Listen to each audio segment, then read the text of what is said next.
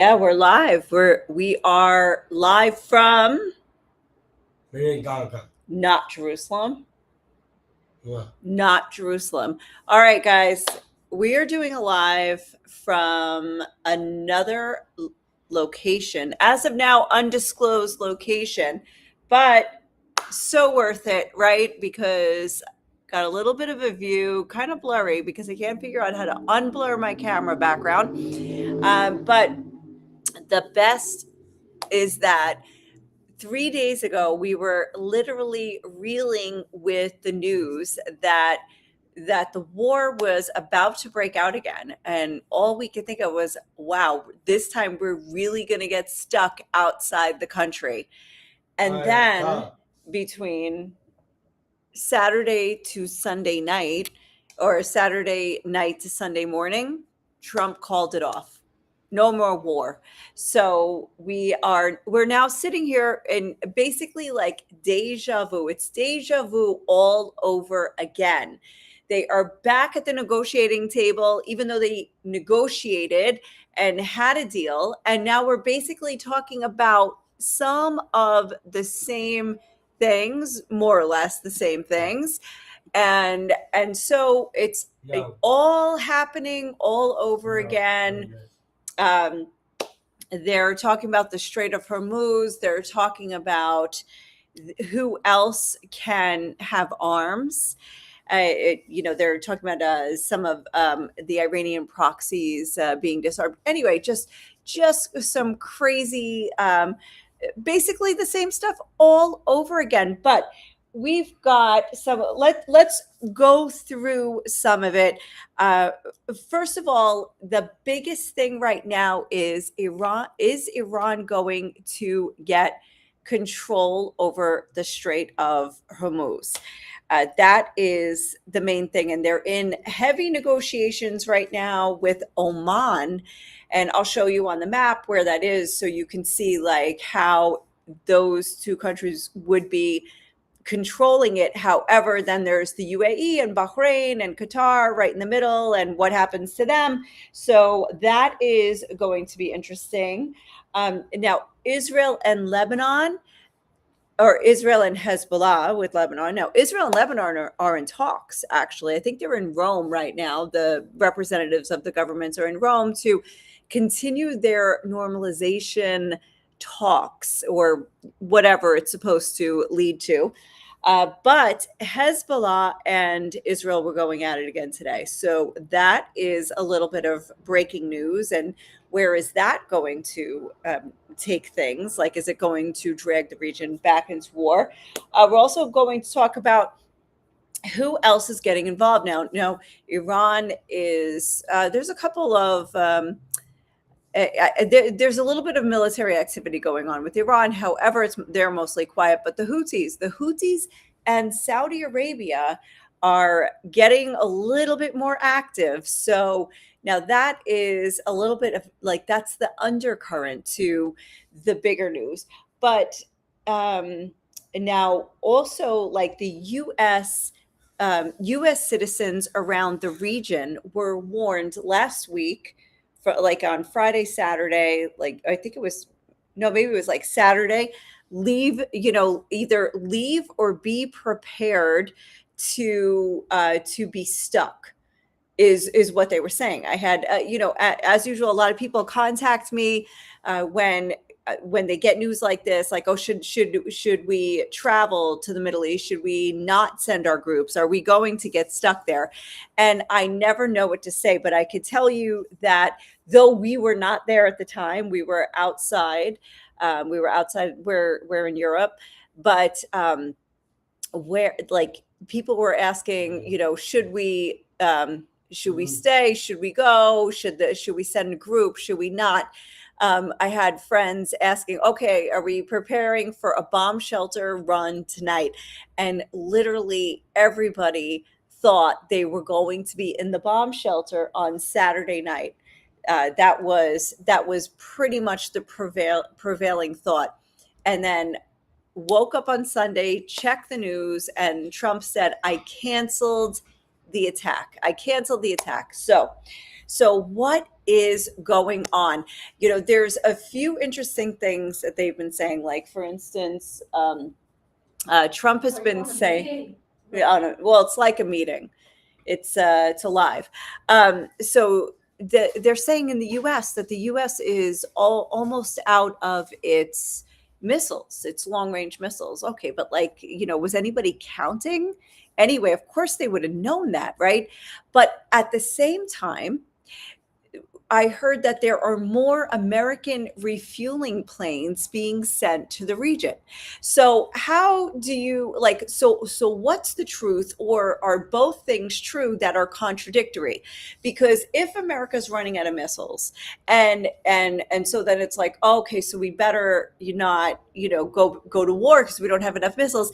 And yet they're sending these refueling planes. That means that they're going to war, and they're here to support the the missile launching jets that are going.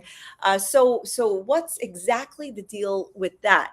And then also, why would you warn hundreds of thousands of your citizens to leave the region or to be prepared to get stuck in there? Like, why would you do that? Like, people would have canceled or changed their travel plans or whatever. So anyway, there's just a lot of stuff going on, a lot of questions. So this was just a couple days ago that there were record levels of preparedness all across the Middle East, that there was going to be another outbreak of war. And then it just died down. So, okay. So negotiations now are going on with the same thing. Now, Trump has been saying he's negotiating with certain Iranians. And then there's Iranians that are, oh, thank you. Thank you for my phone back. The Iranians are, a lot of them are denying that they're talking to him. He's not talking to Mujtaba. In fact, Mujtaba Khamenei, who is the new supreme leader, is apparently not the one talking to Trump. In fact, that was cold. And for the first time, wow, it's the first time I can say that I'm cold here. It's been so hot in this place, in this undisclosed location. So, what? No, please don't stand by the window. I'll freak out. Oh my gosh. Daniel's got to stand by the window. Daniel, can you get yourself back in? You're scaring me. All right. Okay. Anyway, we'll show them the bridge later. So where is Mujtaba Khamenei? Actually, there is a report that the president of Iran actually said that he has been hard to get a hold of, Mujtaba Khamenei. And that is for them to admit that is a bit telling. First of all, that they're saying that.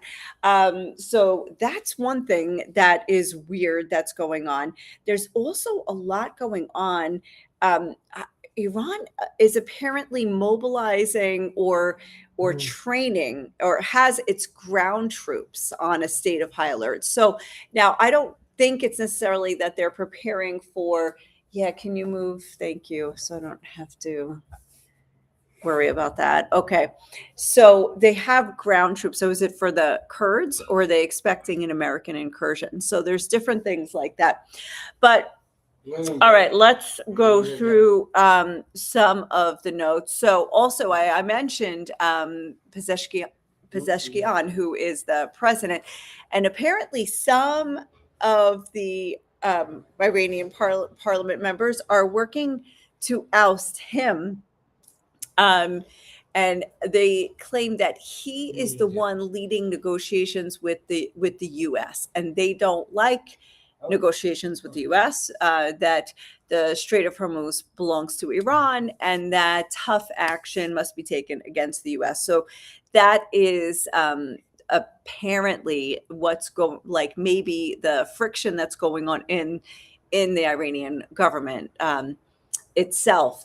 Now, who, we still have Pakistan working on the negotiations, and also Qatar is also involved in the negotiations as well, mostly focusing on the Strait of Hormuz. It looks like right now that is the only big sticking point, though Trump has said that Iran will not have a nuclear weapon and that they will not be allowed to go nuclear. However, it still looks like that the issue of who controls the Strait of Hormuz, over which it was not an issue before the war, apparently, now it's actually an issue with Iran saying that they are going to charge tolls and things like that.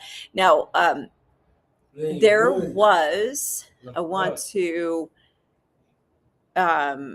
show you what is happening where there was a ship that was attacked. So I'm going to go to the map here. This is Al Hudaydah. This is a different port, a different strait. Let's check it out, because when I saw that a ship was attacked, I naturally thought Strait of Hormuz. And then I took a look. I mean, just the name itself, Al Hudaydah, Yemen. Look at this. Look where this is. Strait of Hormuz is up here, where you see United Arab Emirates, this little elbow here, or the knee, however you want to call it. That is the Strait of Hormuz. But here on the other side, it's the Houthi-controlled Bab el-Mandab. So this is another choke point to the waterways all around the Persian Gulf and the Middle East. Now, as well, this being Saudi Arabia, this big swath of land right here. I don't know why the name doesn't show up. Here you go. Here's Saudi Arabia. Saudi Arabia and Yemen are going at it. Let me see if I have anything specific I can tell you about here. I think I do. I think I've saved some notes on that. Oh, by the way, I was saying about, I just found the quote about Pezeshkian, the Iranian president, who said in an interview that was aired by state TV in Iran that communication with the country's supreme leader, Mujtaba Khamenei, is currently very difficult. Mujtaba has not made any public appearances, obviously, since he became the head of state. He's made some statements, but only written statements. So he has not even been seen. So what is going on is the question. What is going on? Oh, I wasn't trying to do that. What am I trying to do? I'm trying to stop sharing that. Oh, cool. Mike is here too. Hey, Mike, good to see you. Let me see. I'm going to go to my notes. And so we've got Carol and John are here, and Mike is here. Thank you for joining. At some point, I'm going to stop talking about the politics and ask you if you'd rather hear about travel tips to this part of, where we are at the moment. We'll see what Daniel has to say about it. Okay. All right. Oh, I'm going to get to that later. The Witkoff-Kushner deal. Okay, so here are some other things that we're talking. I'll get back to Saudi Arabia in a second. First of all, they're talking about a ground attack from Kurdistan that was part of a plan by the Mossad and the CIA, and they have information about it now. That could be why Iran has lately been attacking places in Iraq. And, that anyway, this is like just a random aside that perhaps there is some mobilization of the Kurds, and that if Iran really has intelligence on it and really is talking about, or really sees that that is what is happening, that there's some kind of mobilization, that they are actually attacking the Kurdish areas over there, in, to preempt it. But anyway, I do not know that for sure. I haven't seen too many reports on that, just like a few. Okay, so um, we'll get to the financial scandal in a few. Okay, yes. So the IRGC is talking about carrying out a security operation in the Erbil region in Iraq. So there are attacks there. So that's pointing to the possibility that there is some kind of Kurdish movement going on, but I don't have too much confirmation on that. Now, I told you American aerial refuelers are on their way to Israel. And now usually they park a lot of their military equipment in Israel, which is a pretty good launching point from there to Iran. So we'll see. So why, if negotiations are going so well, and I think Trump's latest statement is that there should be a deal within 48 hours, even though he said like 24 hour, like I think it was 24 hours ago, that there will be a deal in 24 hours, which would make then it would be 72 hours by the time it gets to the end of the 48. So we can't really go by that kind of math with this deal. And anyway, it's going to be like it's the same deal as last time, only this time Iran might get more money out of it. I don't know. Okay, so Iran's threatening, though, that opening the Straits of the Persian Gulf is conditional upon America changing its behavior.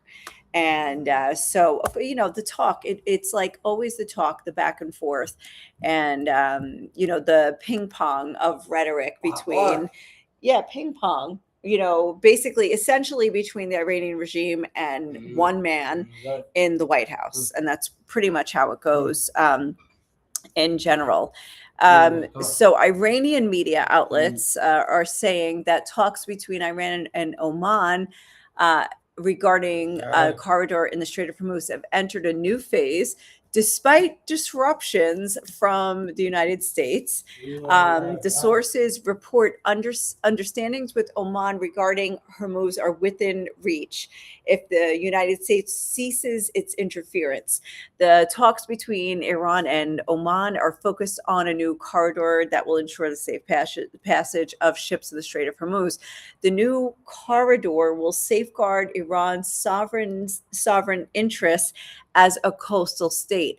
But they say Trump is trying to interfere in the talks, and Trump seeks to take credit for achievements on the talks of Hormuz, but his interference is only slowing down the negotiations. So that is very interesting to hear how both sides are explaining what's happening here. Now, there is some other breaking news that I just saw.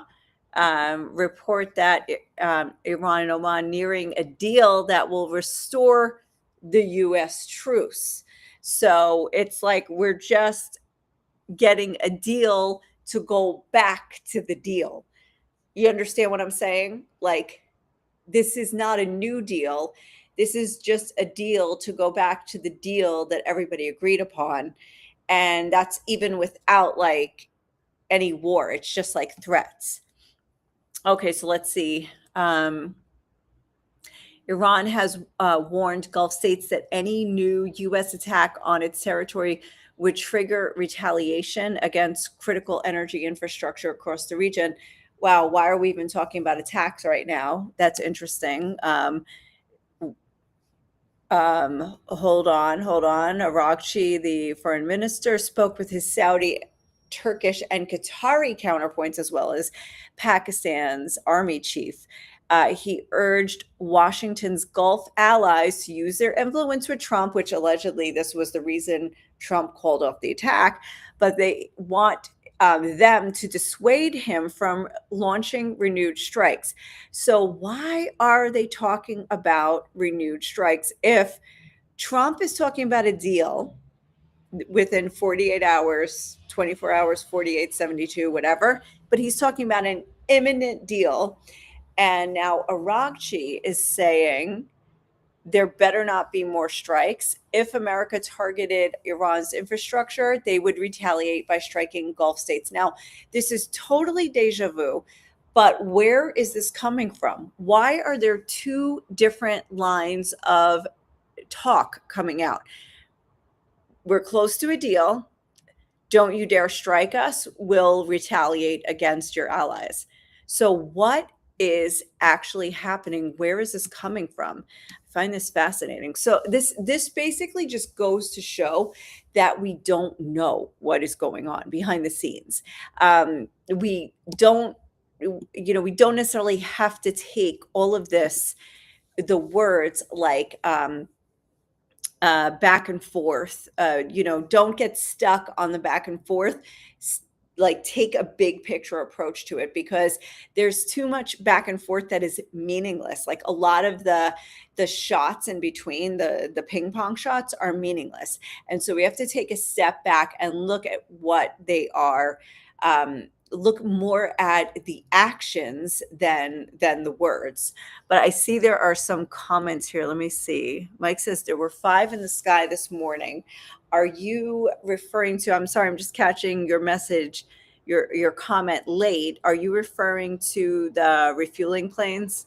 I'm thinking, because we're talking about because you're talking about the sky, and you're saying they're saying deal but planning another missile strike, and Trump is thinking deal because he can't believe they lie so much. I mean, like, but you want to know something? They are saying that Trump is the liar. So, because even in the allied countries now, they are like going crazy with Trump and his back and forth. Like, they're saying, like, they're calling him the liar. Okay, so you're talking about the tankers, but the refueling tankers, is that what you mean? But anyway, yes, absolutely. The back and forth here is really ridiculous. So you've also heard about the refuelers. So we've got refuelers, but why would there be refuelers if there's going to be a deal? So anyway, that's my question. Also, why would you tell people to leave if you didn't really mean it? Because that's actually a logistical nightmare. Now, I'm kind of like, my notes are like chronological, so I'm going to be jumping all over the place, because now I'm like jumping into just to tell you that suddenly, well, this has a little bit to do with Iraq, but the Syrian army has mobilized on the border with Iraq. There was no information necessarily associated with that. No, like, nobody knew why. But now that we are hearing about, like, that is, if Iran is concerned about what's happening in Iraq and might actually even be targeting some sites there, is it possible that this is why Syria is also mobilized now on the border with Iraq? The funny thing is, they should be also mobilized on the border with Israel, because almost on a daily basis, there are Israelis crossing the border into Syria and or Lebanon. Like, today, there were 10 Israeli girls arrested for crossing into Lebanon. And on an almost daily basis, there are Israelis going into Syria. Syria.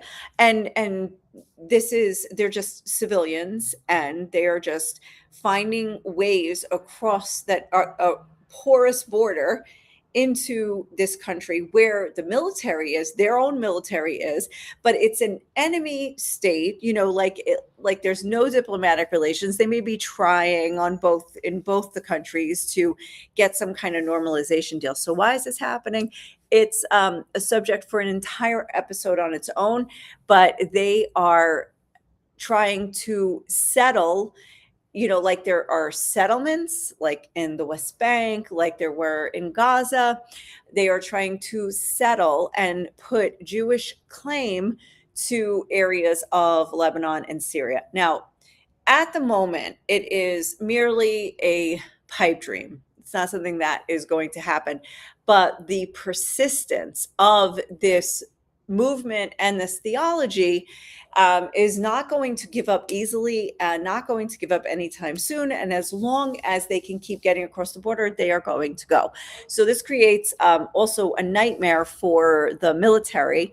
And at first, the military, I remember seeing like a couple weeks ago, a soldier anonymously on TV complaining, like, blacked out, that the fact that there is no enforcement against them just it has they keep going, because they know they're not going to get arrested. There's not going to be any charges brought.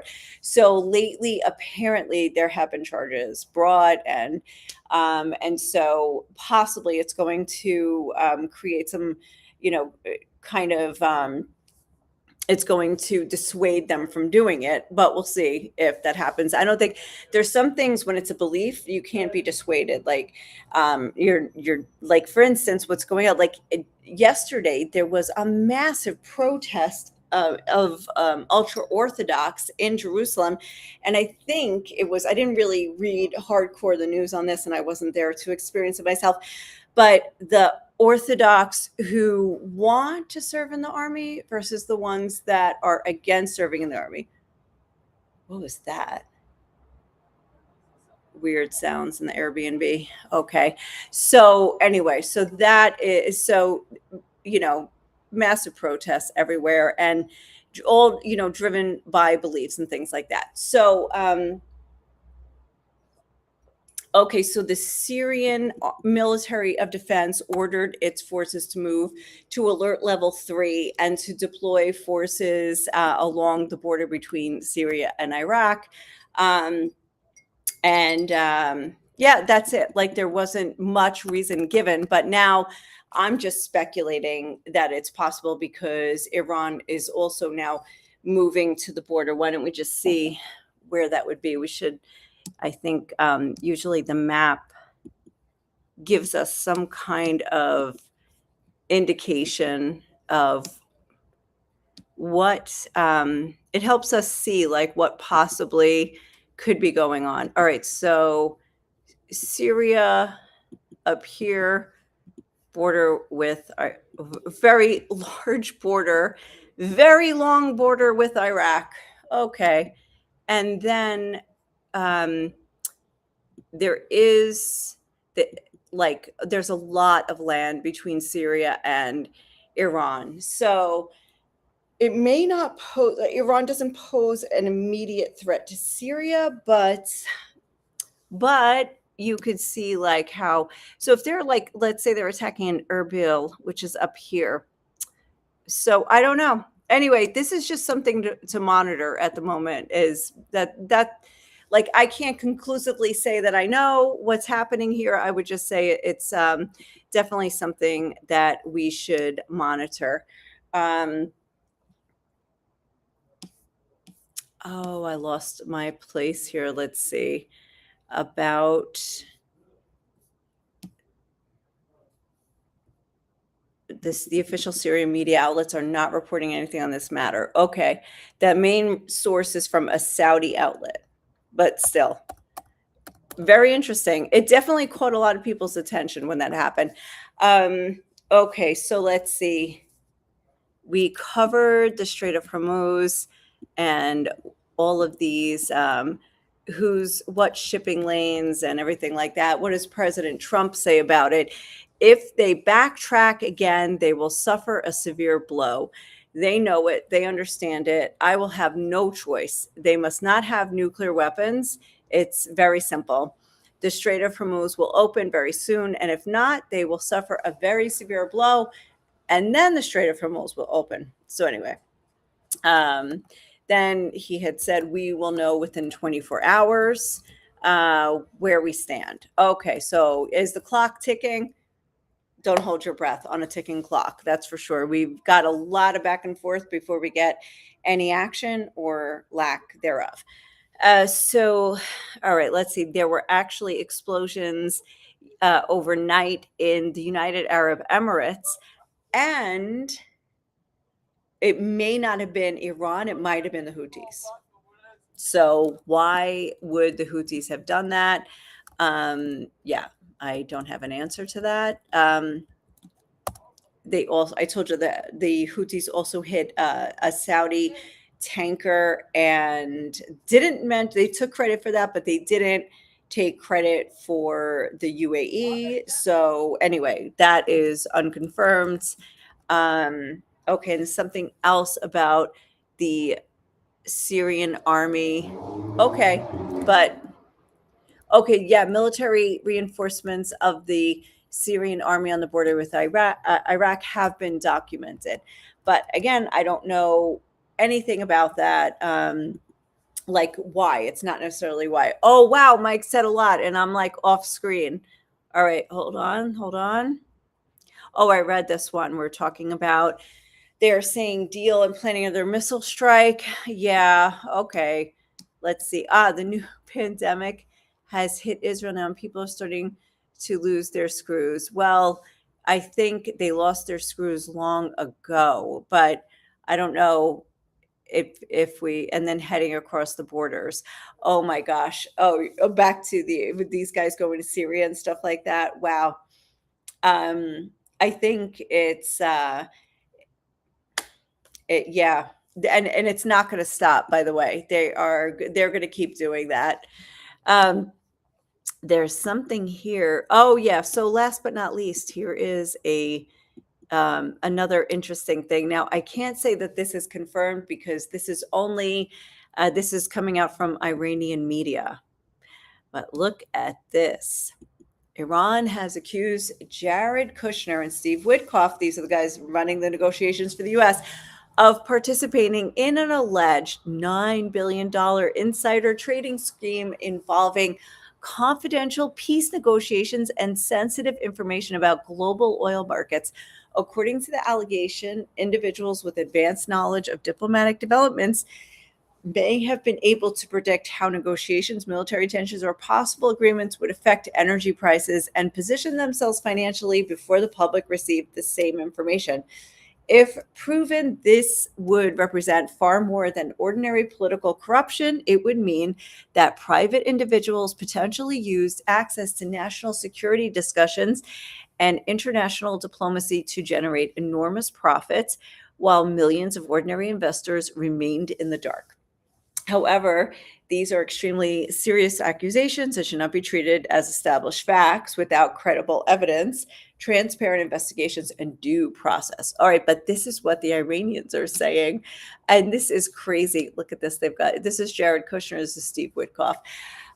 So anyway, if this is just Iran's accusation, well, we can't yet we cannot take that seriously. Let's back out of this. But this is actually big in the Iranian media right now. I saw it in a couple sources, and so and that is that. Okay, so anyway, that I believe brings me to the end of this wildly speculative live, because what is there to say when we are all sitting around waiting for everybody to make their deal or not make their deal? Here's one last thing here. IDF strikes southern Lebanon town alleging ceasefire violation by Hezbollah. So you see, we've got possibly also that the northern front of Israel and Lebanon, Lebanon South erupting again. By the way, today is, I think, the 6th anniversary, the 6th year since the Beirut port blast, which was so destructive. And to this day, they have not run, they don't have any commission, any on the any inquiry that has been done on this. They don't know who did it, and it's just all out there. So it it's still like this big gaping wound in Beirut. I don't know if you guys remember that. Let me just see. Syria may be putting troops along Iraq's border because they think the IRGC may want to go for U.S. base in Turkey, or even go after Kurds if they attack from Iran. Yeah, I was thinking that maybe it had to do with the Kurds. If the Kurds are really mobilizing ground troops, which Trump said that, but then backed off that, remember back during the actual fighting. But then when I looked at the map, I was like, well, that'd be pretty far, for like Iranian ground troops, if they entered into Iraq and then to get to Syria, it's pretty far. But interesting about U.S. bases there. Okay, well, I mean, it's very interesting why Syria would feel the need to be on alert. Like, they have pretty much been out of it up to this point. They've been doing their own thing, for better or for worse. So yeah. So anyway, that's an interesting theory as well. So it's basically like we're just gonna have to wait and see what actually is going to go on. And also the $1 million question, for myself, is if this could all be pulled off in the next couple days, that maybe we will be stranded abroad. Oh, wait, cry. No, I'd be thrilled. But yeah, but that would be very interesting. So I'm waiting to find out. We've never really come close to being stranded abroad, but when they were getting very hyper about the weekend strike, which apparently was all systems go, and then Trump slammed on the brakes, and like even Israel didn't even know about it, that the brakes were going to be slammed on. I thought, wow, this could be it. This could be the time that we do get stuck abroad during war, which would be really fun to try to have to report about it from abroad. But I'm up for it. Hey, I'm up for it. You know what? Let them have at it. I don't mind some different air for a little while. So anyway, that's all I got, because other than that, I'm trying to figure out how to convert dinar into dollars and whatever. So, and anyway, so I think that's it. I'm going to wrap it up now and wait for some news to actually transpire or not, or deal or not, which sounds pretty much like the news headlines these days. But anyway, I want to thank you for joining. This was fun catching up. And all right, so I will touch base in the next couple of days. But anyway, thank you all. Have a good day. Have a good night wherever you are. And ciao.